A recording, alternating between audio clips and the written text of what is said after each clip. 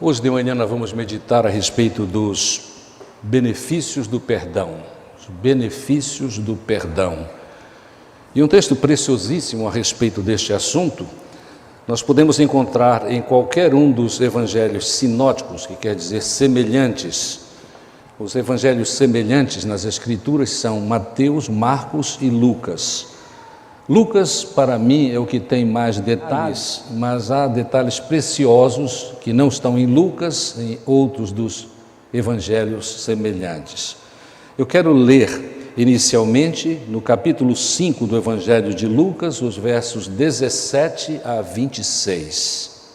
E o texto afirma: um dia, enquanto Jesus estava ensinando, encontravam-se fariseus e doutores da lei sentados ao redor, que tinham vindo de todos os povoados da Galiléia, da Judéia e de Jerusalém, e o poder do Senhor estava com ele, Jesus, para curar. Então alguns homens, trazendo um paralítico em uma maca, tentavam levá-lo para dentro e colocá-lo diante de Jesus. Mas não achando por onde o pudessem levar para dentro por causa da multidão, subiram ao terraço e o baixaram na maca por meio de uma passagem até o meio da multidão diante de Jesus. E vendo-lhes a fé, Jesus disse: homem, os teus pecados estão perdoados.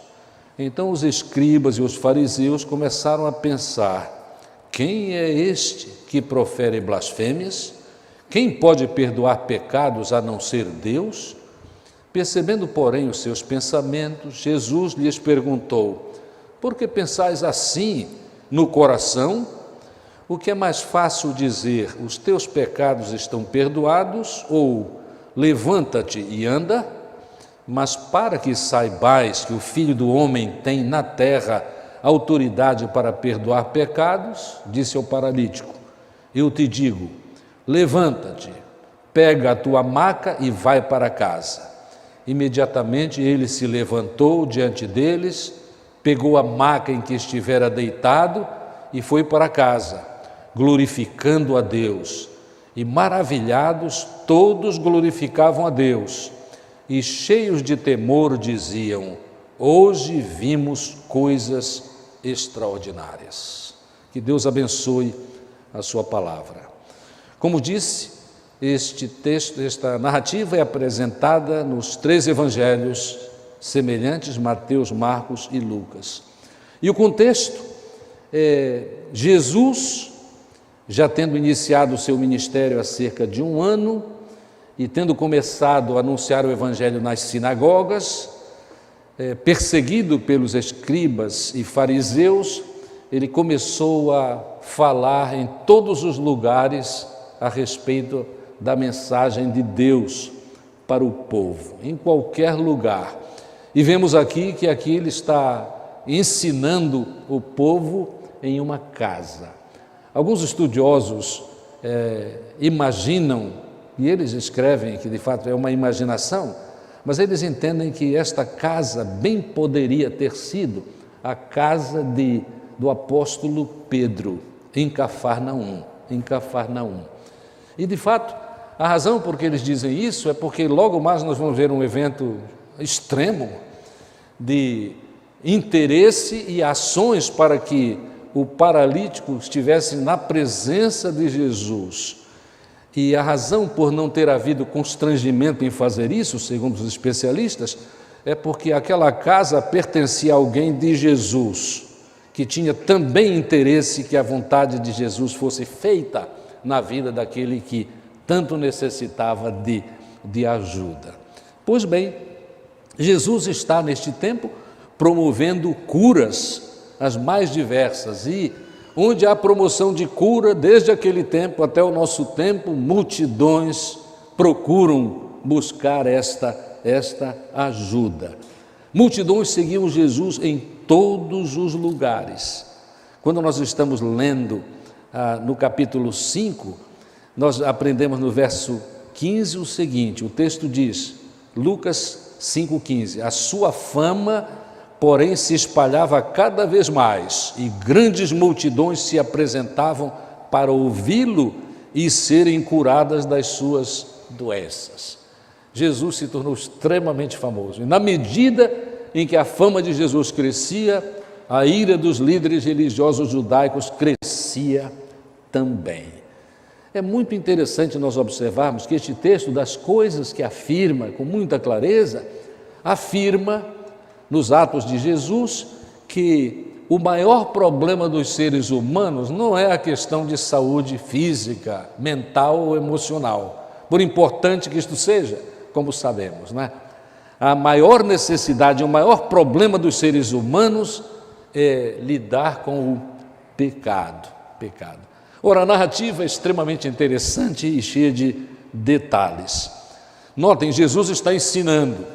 Muitos dos irmãos aqui, pastores, líderes da escola bíblica dominical e outros que assumem por vontade de Deus a liderança no ensino, sabem quão importante é manter o interesse daqueles que estão ouvindo a mensagem, para que absorvam a mensagem e sejam ajudados. E os estudiosos deste texto, muitos deles pastores, missionários, professores de seminário, quando lêem este texto ficam pensando: e o que eu teria feito numa condição destas, onde eu estivesse ensinando e tudo isso que o texto apresenta estivesse acontecendo? Porque o que aconteceu foi extremo. O ensino de Jesus foi literalmente interrompido por um acontecimento fora de série. Pois, quando chegaram 4 homens, o Evangelho de Marcos diz assim, eram 4 homens, quando eles chegaram com o paralítico que eles pretendiam, estavam buscando ajudar, era impossível chegar à presença de Jesus. Um dos detalhes do texto diz que escribas e fariseus, aliás, é melhor dizermos fariseus e escribas, porque fariseus eram um grupo seleto no meio da liderança religiosa judaica, mas os escribas eram ainda mais seletos, eram ainda mais especiais, era a nata dos fariseus. E o texto diz assim, que eles já estavam sentados dentro da casa.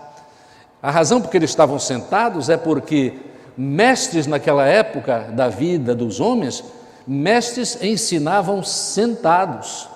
A ideia é que se eles estivessem de pé, eles estavam se diminuindo no meio daquele, especialmente na presença daquele que eles entendiam ser inimigo de Deus e inimigo do povo judaico. Porque tinha uma mensagem nova, porque atraía pecadores em massa, e tudo isso era um problema no meio dos judeus. Amados, é interessante, não havia mais lugar para ninguém, e a coisa fora do comum é que estes 4 vêm carregando o doente. Quando observam que não dá para entrar, eles pensam em uma solução e imediatamente, imagino, eles pensaram bem, só indo pelo terraço, porque as casas, talvez alguns aqui já tenham visto desenhos ou fotografias de casas antigas, e algumas casas até hoje são assim, no meio do povo ali do Oriente Médio. Em cima da casa há um terraço, que tem várias utilidades. Nas casas mais simples, o terraço é só a parte de cima do telhado, que é naturalmente nivelado.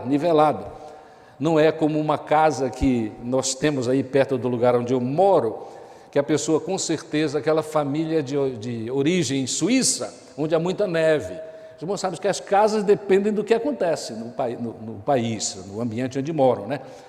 Quando eu e minha esposa passamos ali fazendo um certo exercício, algumas das manhãs, nós observamos e dizemos assim: provavelmente esta família aí está esperando um dia vai haver muita neve aqui em Manaus, né? Porque a razão que o telhado lá na Suíça, em vários lugares muito frios da Europa é assim, é porque a neve cai e a neve escorrega, porque a neve fica muito pesada e poderia fazer com que a casa fosse destruída, né? O telhado podia vir abaixo. Pois bem, lá no Oriente Médio é um terraço, e nas casas mais simples o terraço é só de barro mesmo, né?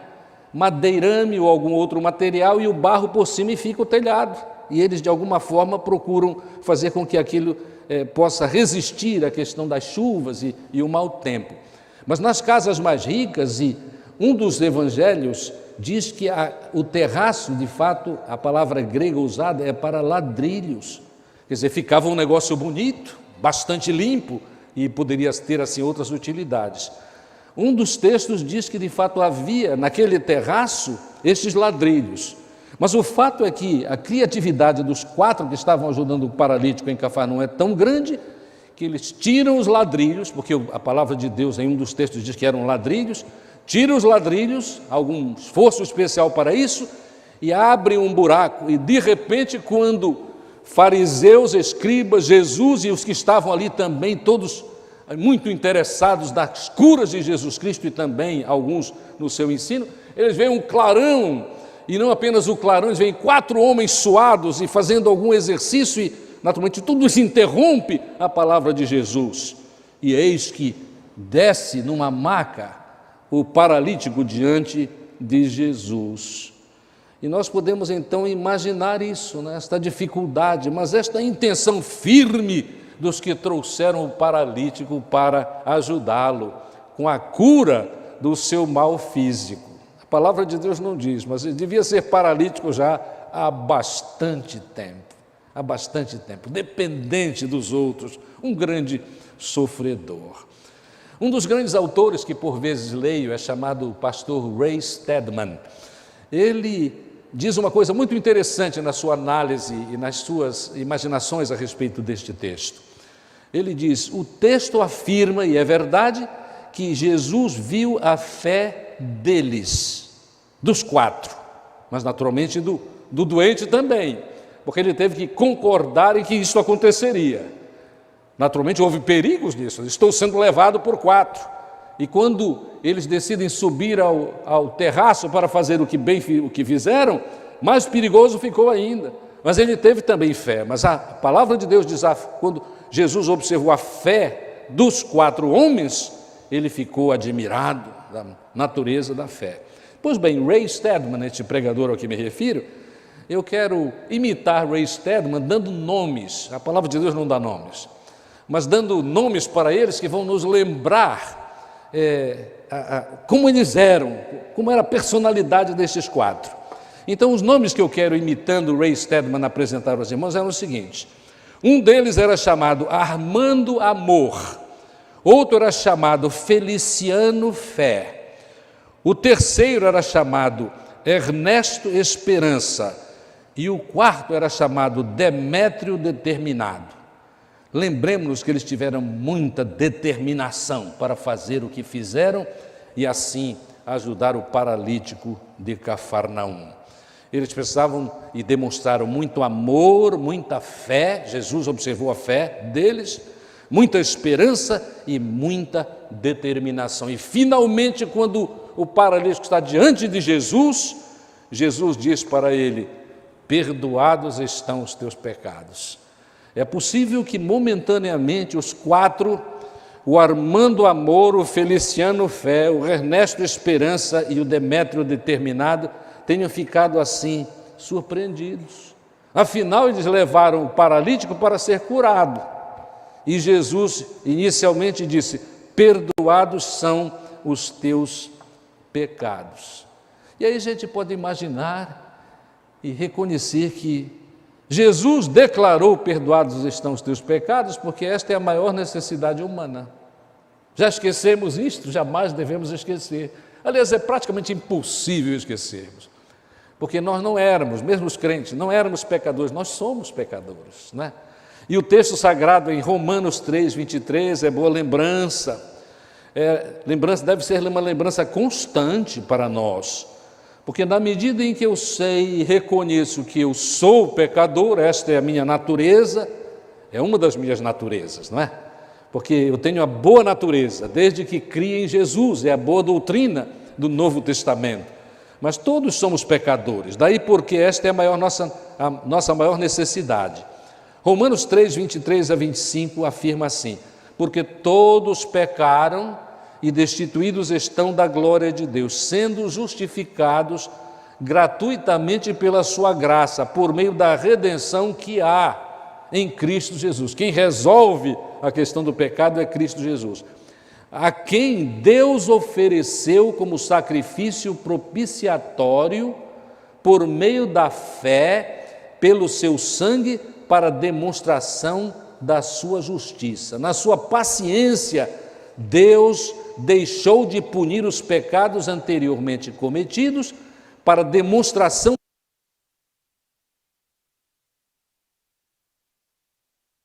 bem justificador daqueles que têm fé em Deus. Nós precisamos aqui reconhecer que os amigos do paralítico e o paralítico não tinham a gloriosa experiência que nós temos, porque vivemos agora, aqui, depois de Deus, em Cristo, ter feito tudo o que fez, isto é, morrendo, se entregando, apesar de não ter um pecado, se entregando pelos homens pecadores. Sim, porque nesta história é antes da morte de Jesus Cristo, mas sempre que houve perdão do pecado, em todo o Velho Testamento, sempre houve perdão do pecado, porque Deus é poderoso para isto. A razão por que Jesus tratou da necessidade de perdão dos pecados antes da cura, que também processou, é porque esta é a nossa, do ponto de vista humano, é a nossa grande necessidade. Naturalmente, devemos lembrar que, naturalmente, a cura física, a cura emocional, a cura mental, a restauração dos relacionamentos humanos, tudo isso é importantíssimo e Deus, em Cristo, sabia disso.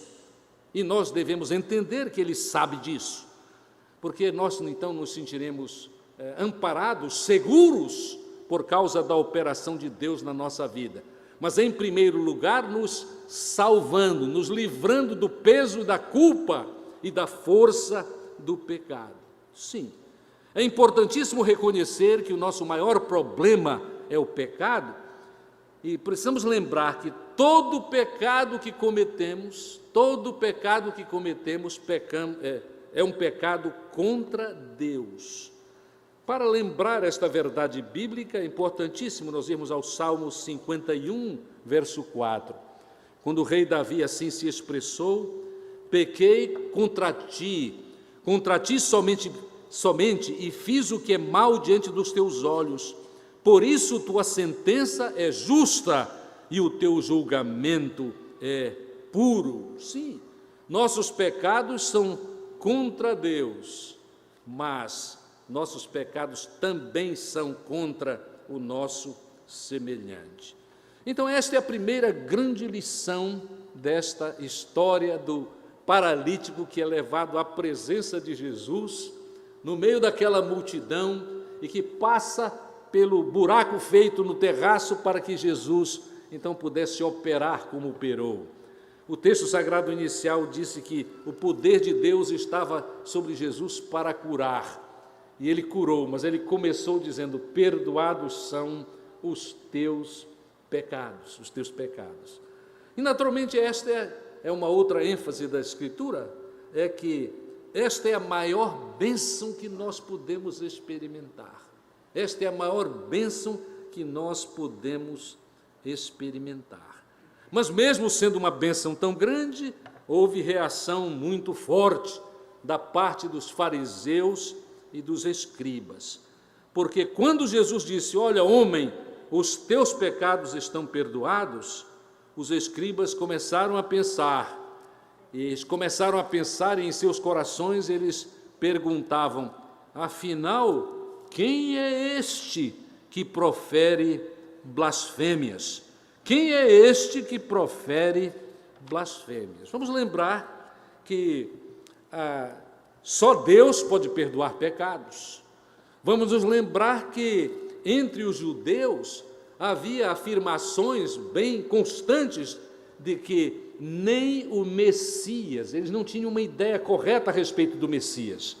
O Messias, para muitos judeus, especialmente da liderança, era aquele que viria salvar o povo de Deus dos tacões e dos problemas políticos. Seria um grande líder para liberar o povo, especialmente da força romana, que naquele tempo pressionava os judeus e criava grandes dificuldades.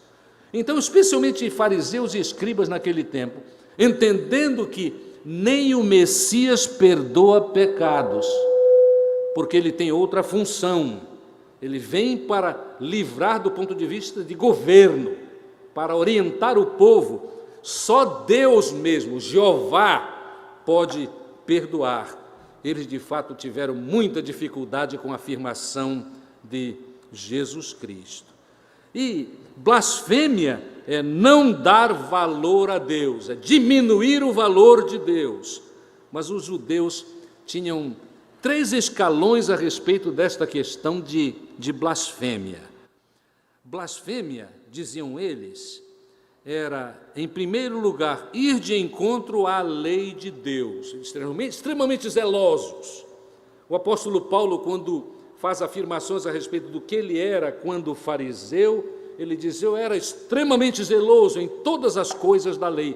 Pois isto é, eles faziam assim exatamente para não blasfemar. Era a lei de Deus acima de tudo, e a lei de Deus deve estar acima de tudo, não é? É importante quando nós, neste tempo, ouvindo alguém que diz que a palavra de Deus não é assim mesmo, não é a palavra de Deus em toda a sua extensão, é normal e é interessante que nós reajamos a isto, porque a palavra de Deus tem extremo valor para nos abençoar.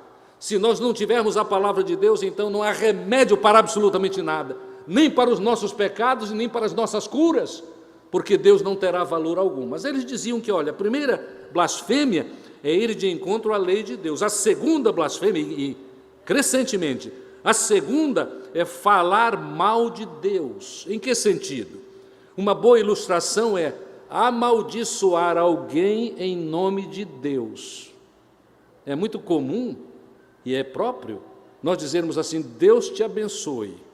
Mas é absolutamente impróprio, e era especialmente impróprio para fariseus e escribas dizer assim: eu te amaldiçoo em nome de Deus. E deve ser muito fácil entendermos por quê. Porque Deus é essencialmente amor. Então, maldição não tem nada a ver, absolutamente, com ações de Deus. Ele abençoa. E Ele abençoa tanto, e há textos impressionantes e simples, mas que nos lembram disso, né? Ele faz a sua chuva cair sobre maus e bons. Isso tudo é expressão da vontade de Deus. Mas não apenas isto. Todos pecaram, destituídos estão da glória de Deus. Mas Ele veio para os pecadores. Jesus Cristo, durante o seu ministério, disse isto muitas vezes. E nós temos em mente, graças a Deus, a palavra quando diz: eu não vim salvar os justos, mas salvar os pecadores. Isto era problema grande para os escribas e fariseus, que eles entendiam que aproximarem-se de pecadores fazia com que eles ficassem impuros. Então eles eram separados. Aliás, a palavra quer dizer até isso também. Os fariseus, os separados, de tão bons que se julgavam ser. Mas a terceira coisa, olha, a primeira era ir de encontro à lei de Deus, outra era falar mal de Deus, como por exemplo, amaldiçoar em nome de Deus, como se fosse isto possível. E a terceira é alguém dizer ser Deus ou tentar agir como se fosse Deus. Precisamente o que Jesus fez, não é? Perdoados são os teus pecados. Mas porque a dificuldade era grande, Jesus conhecia muito bem as doutrinas dos fariseus e dos escribas, então o texto nos afirma que Jesus Cristo disse assim: olhe, que sabia da reação negativa ao ter dito: perdoados te são os teus pecados. Imediatamente ele disse: e por que pensais assim no coração? Para escribas e fariseus. Verso 23, o que é mais fácil dizer? Os teus pecados estão perdoados, ou levanta-te e anda. O entendimento aqui: Deus é quem cura, mas Deus é especialmente quem perdoa. Naturalmente que a resposta mental deles é: ora, tudo é difícil, o homem não pode fazer isso, só Deus pode perdoar pecados e só Deus pode curar. Também havia esta afirmação e este entendimento. E aí o verso 24, Jesus vai ao pomo da discórdia dos fariseus e escribas. Mas para que saibais que o Filho do Homem, este é o título mais apreciado por Jesus a respeito dele mesmo, o Filho do Homem tem na terra autoridade para perdoar pecados, eu te digo, levanta-te, toma a tua maca e vai para casa. E imediatamente ele se levantou diante deles, diante dos escribas e fariseus e da multidão, e foi para casa glorificando a Deus. Sim, amados, Deus em Jesus Cristo tem autoridade para perdoar. Ele confirma isso. O milagre de o paralítico se levantar, tomar a sua maca e ir para casa, é um milagre confirmador de que Jesus tem esta autoridade. E esta ação de Jesus Cristo deixou com certeza escribas e fariseus confusos. Os irmãos notaram, Jesus disse no verso 24, para que saibais que eu tenho autoridade, e disse, levanta-te, toma tua cama, tua maca e vai para casa. Isto quer dizer, não vamos nos esquecer de que Jesus se apresenta como Filho de Deus, Filho do homem, quero dizer, Filho do homem. E este título é o título predileto de Jesus, e nós às vezes imaginamos, porque é usada a palavra homem, nós imaginamos, não, o que ele está dizendo em primeiro lugar ele é Deus, mas ele é homem também. E de fato existe também esta conotação, mas estudiosos como o pastor Isaltino Gomes Coelho Filho, em sua análise e comentário do Evangelho de Marcos, neste mesmo texto, diz que em primeiro lugar o entendimento baseado em Daniel capítulo 7, verso 13, é que filho do homem é aquele que tem autoridade como juiz do mundo e dos homens. Deus é quem liberta do pecado, porque Ele é o juiz, Ele é quem manda na vida dos homens, Ele é quem determina a vida dos homens, e naturalmente sempre baseado no que Ele mesmo diz na sua palavra a respeito dos acontecimentos importantes, como este importantíssimo acontecimento de termos os nossos pecados perdoados por Deus.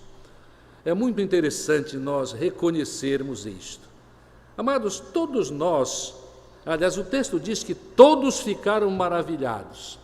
Confesso aos irmãos que quando à luz de toda esta narrativa, eu leio, todos ficaram maravilhados. Eu digo, e eu creio que é fácil entendermos isso, menos os fariseus e os escribas, porque para os fariseus e escribas o que Jesus disse foi uma total impropriedade, foi uma blasfêmia, e de repente só porque o paralítico levantou-se, tomou sua maca e saiu com os amigos dele, com os 4 amigos muito alegres, não mudou não o espírito dos fariseus. Quando nós continuamos a ler o Novo Testamento, nós observamos que a luta, Jesus a esta altura tem mais ou menos 1 ano de ministério, daí para frente a intriga, a guerra dos líderes religiosos judeus contra Jesus só fez recrudescer, foi só piorando, tanto é que desde então, porque Jesus disse ser Deus, porque Deus era, eles começaram a planejar como eliminá-lo. A palavra de Deus nos diz isto com muita clareza. Amados, é interessante este texto para nós, porque este é um feito extraordinário de Jesus Cristo. É uma cura maravilhosa. Chama a atenção de que a nossa necessidade mais importante é ter os nossos pecados perdoados. E naturalmente, quando nós perguntamos assim, quem é este Jesus? Especialmente quando estivermos passando por alguma crise de fé, por causa até de algum deslizes espirituais são comuns na vida, lamentavelmente, são comuns na vida dos servos de Deus. Mas quando nós passarmos por esses deslizes momentâneos, que nós nos lembremos de perguntar quem é Jesus e confirmar quem Ele é, por exemplo, com a lembrança deste texto que estamos agora estudando. Porque Jesus é Deus, totalmente autorizado pelo Pai para perdoar os pecados. Ele é aquele que se entregou exatamente para que pudesse declarar o perdão dos nossos pecados neste tempo em que vivemos. Ele pagou o preço, ele pagou o preço. E nós só podemos crer por causa do toque de Deus na nossa vida. Não é porque somos assim, especialmente iluminados, não é? Porque a nossa família sempre foi crente, não tem nada a ver com isso. É Deus quem ilumina a nossa mente e o nosso coração a respeito disto, não é? É Deus que faz isto. E nós temos uma ilustração muito interessante no livro de Atos. No capítulo 16, livro de Atos, livro histórico do Novo Testamento. No capítulo 16 e no verso 14, nós temos uma menção muito importante a respeito desta verdade. Notem o que diz o texto. É sobre a conversão desta mulher chamada Lídia, que muito auxiliou o apóstolo Paulo nas suas viagens missionárias. Uma das mulheres que nos ouviam, chamada Lídia, vendedora de tecidos de púrpura da cidade de Tiatira, era temente a Deus. Aí notem esta expressão aqui: o Senhor lhe abriu o coração para acolher as coisas que Paulo dizia. O apóstolo Paulo estava ensinando as verdades do Evangelho, e quando ela se converteu, o Senhor lhe abriu o coração para acolher as coisas que ele dizia.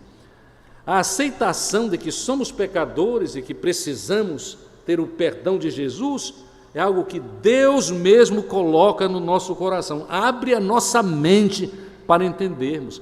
Esta é uma realidade espiritual. Esta é uma realidade espiritual e nós precisamos entender isso, porque se não for assim, nós seremos orgulhosos. Eu entendi a palavra por causa da minha capacidade intelectual.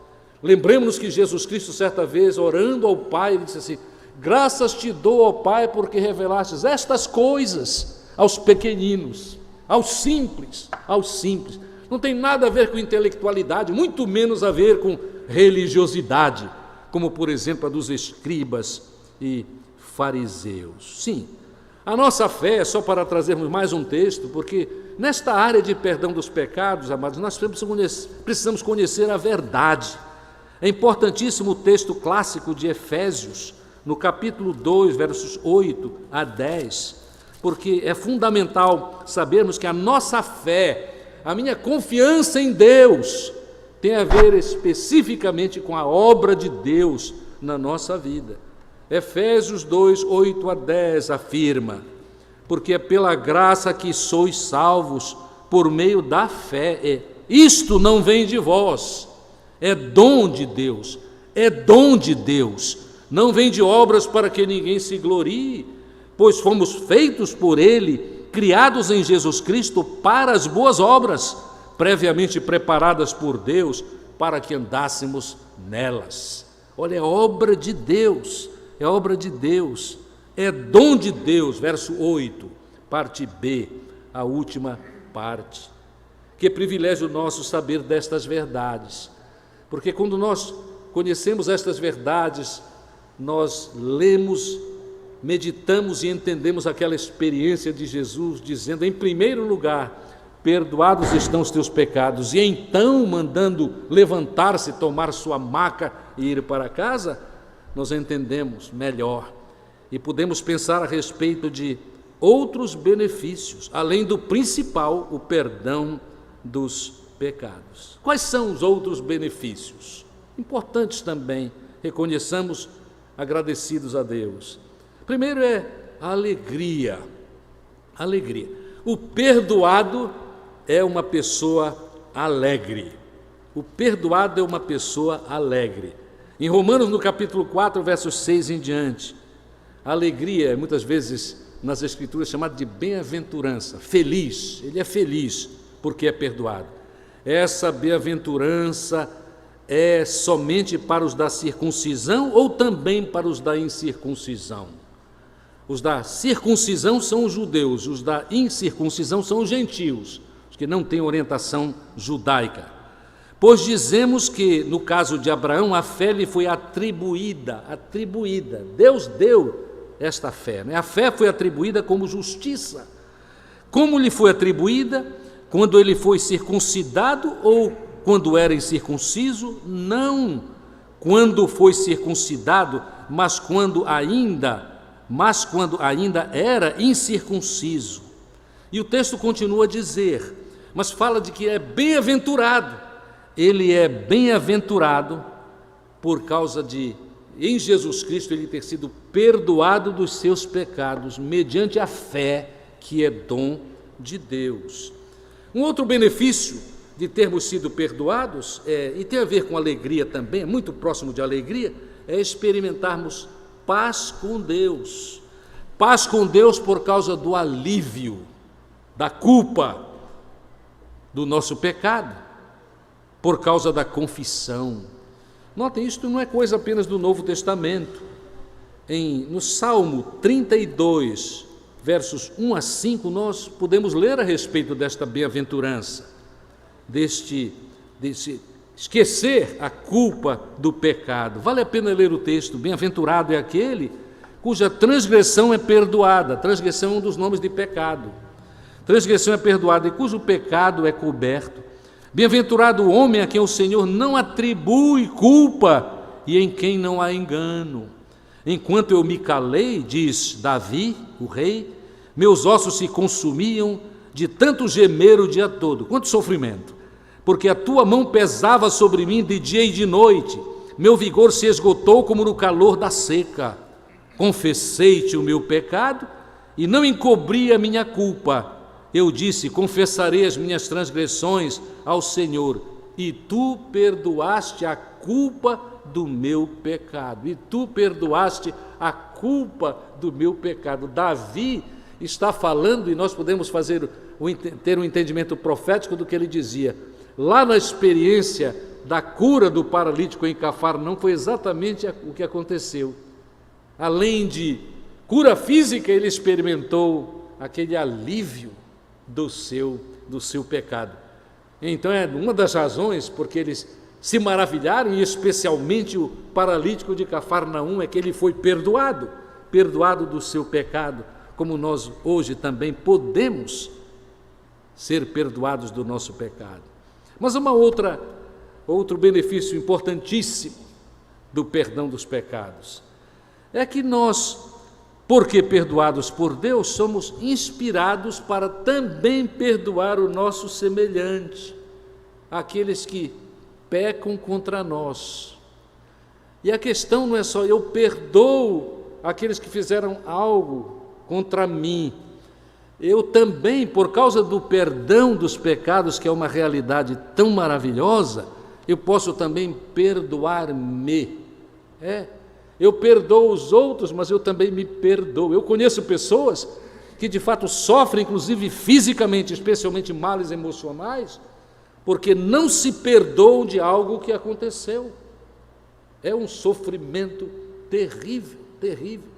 Mas o perdão de Jesus deve nos ajudar neste sentido, porque o perdão de Deus em Jesus Cristo dos nossos pecados nos motiva e nos inspira a perdoar também aos outros. Olha, perdão é uma realidade constante em quem Deus é uma de suas características, perdoar. Mas não é característica do ser humano, mesmo nós, perdoar constantemente. Eu diria que a maioria de nós já teve experiência, ou está tendo agora alguma experiência, é possível também, de não ter perdoado algo que lhe foi feito.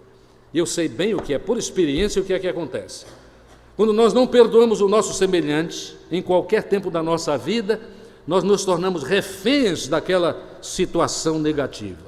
E reféns daquela situação negativa, nós muitas vezes perdemos a criatividade para resolver os problemas da vida.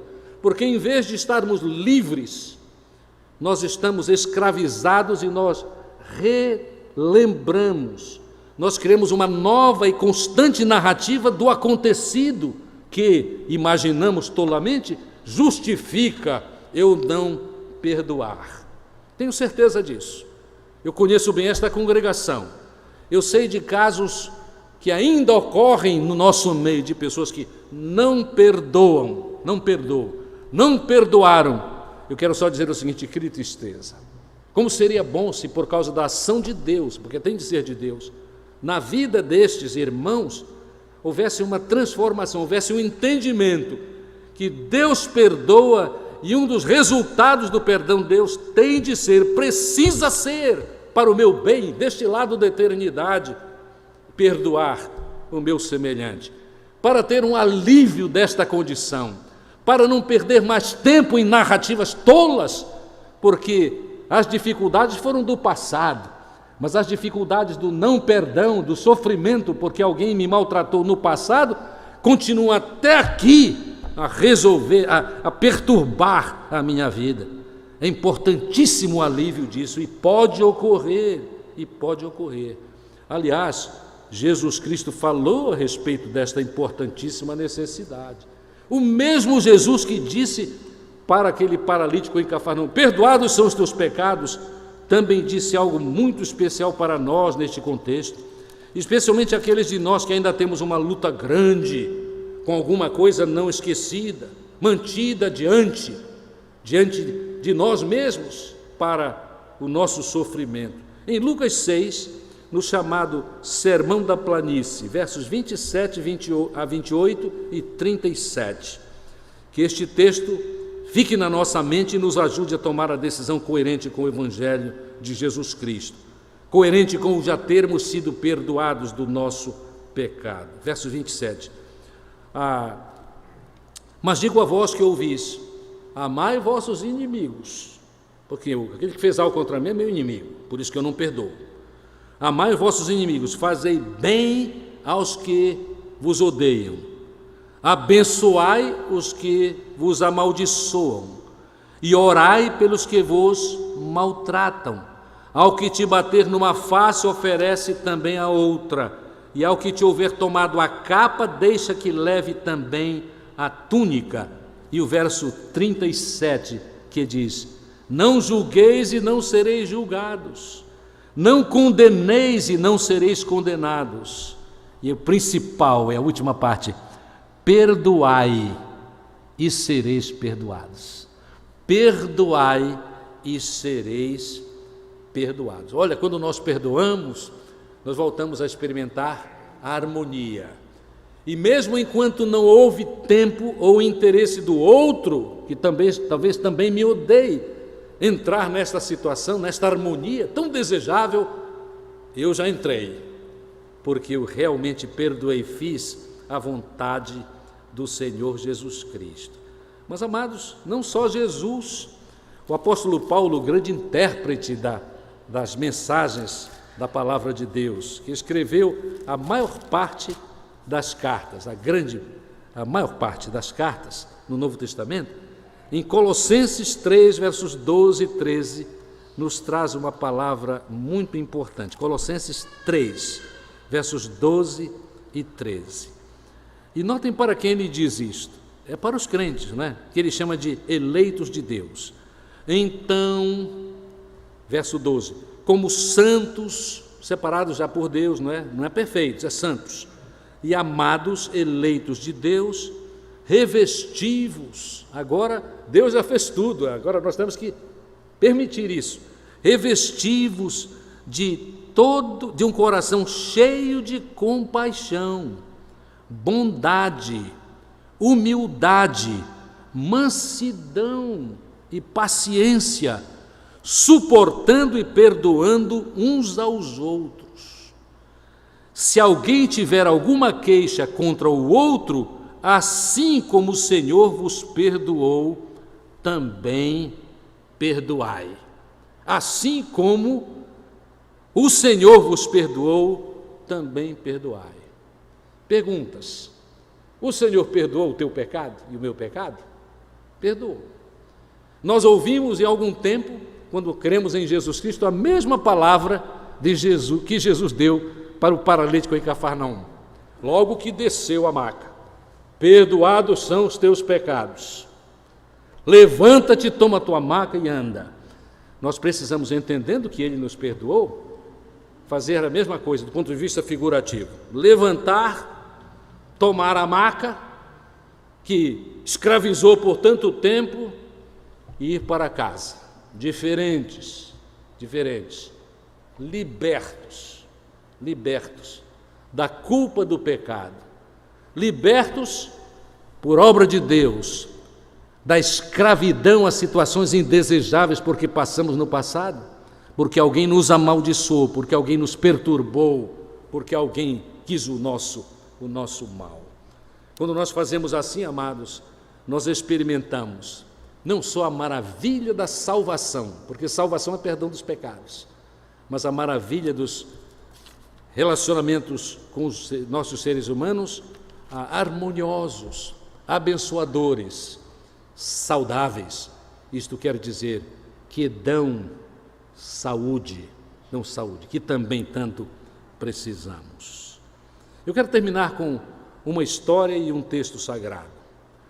A história de um menino que, tendo desobedecido a sua mãe, reconheceu o seu sofrimento, e na casa dele ele tinha um lugar onde havia uma lousa, isto há muitos anos atrás, tinha um quadro negro onde ele às vezes fazia alguns estudos antes de voltar para as aulas. E ele, muito abalado com a sua desobediência para com sua mãe, pegou o giz. Giz é um objeto branco, tem gente que nem sabe o que é giz mais, né? É um objeto branco que escreve na lousa preta, e fica bem, porque é por causa do contraste preto e branco, né? Ele escreveu assim: mãe, se a senhora realmente me perdoou, apague isto. E deixou lá o escrito. Quando ele voltou no outro dia, ele se sentiu tão aliviado e maravilhado, porque a primeira vez que a mãe dele passou por lá, observou e fez o que uma mãe amorosa faz: apagou, desapareceu aquela afirmação, e o símbolo é: desapareceu a desobediência, desapareceu o pecado. Amados, esta é exatamente a mesma convicção que Jó, da Bíblia, no livro antes dos Salmos. Jó, aquele personagem tão importante, tão sofrido, mas tão verdadeiro nas suas afirmações. No capítulo 14, no verso 17,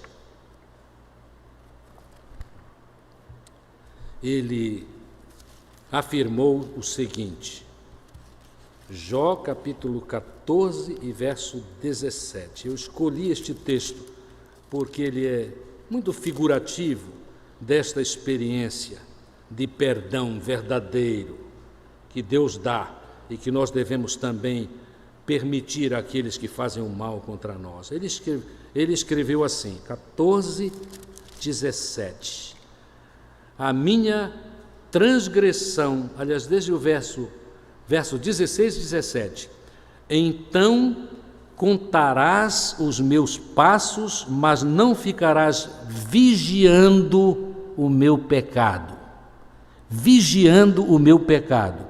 A minha transgressão está selada num saco e ocultarás a minha maldade. Selada num saco e oculto para sempre. Perdão é isto. E este é o perdão que já experimentamos em Jesus, se nele um dia confiamos como Senhor e Salvador da nossa vida. Assim é o perdão que devemos dar para aqueles que têm feito algo contra nós. Este é o perdão que devemos experimentar quanto às nossas próprias faltas, em referência a nós mesmos. E assim experimentaremos a grande bênção do perdão que só Deus, em Cristo, nos pode dar. Que Deus nos ajude e abençoe a viver esta realidade, a realidade do perdão que só Jesus é possível de dar. Que Ele nos abençoe e dirija. Amém.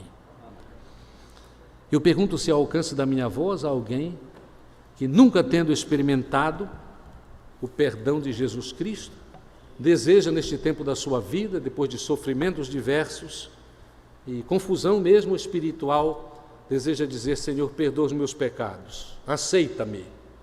Se você fizer assim, dirigir-se a Deus, desejando ser perdoado por Ele, Ele perdoará completamente. Porque só aquele que de fato reconhece que sou pecador é capaz de apresentar-se a Deus no desejo de ser curado do seu pecado, salvo da perdição, inaugurando assim vida com Deus e vida saudável com seus semelhantes.